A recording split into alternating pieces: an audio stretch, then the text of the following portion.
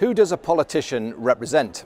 I'm one of 3 members of the European Parliament for the North East of England.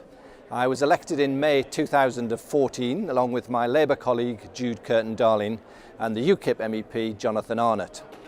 So who do we as politicians represent? It's a simple question, but one with subtle complexities. A politician should represent everyone in their constituency, voters, non-voters and children alike.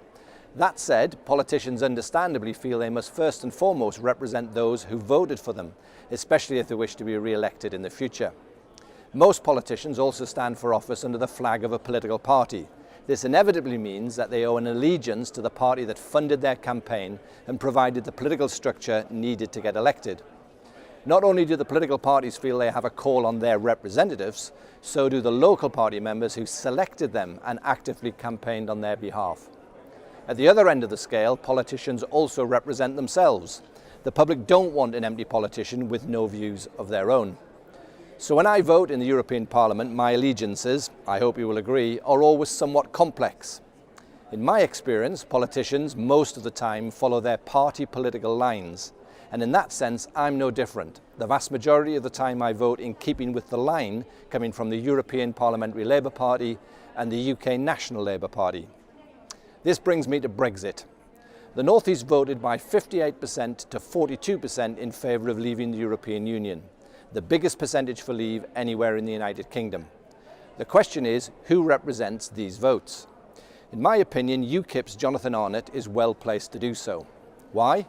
Well, to risk stating the obvious, his personal view was to leave.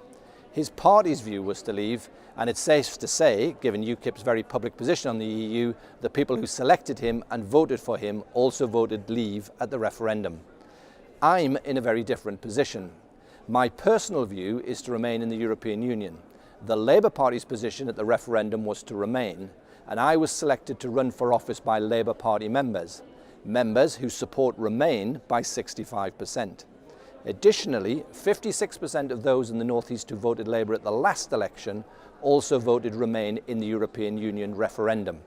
In fact, across all regions and nations in the UK, in the 2017 general election, the majority of Labour voters also supported Remain. Not to mention the many young people who have become of political age since the referendum and who are overwhelmingly pro-EU.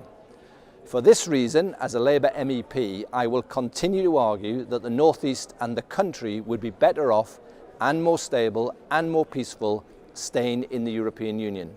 I believe that the UK, at the bare minimum, should stay in the single market and customs union.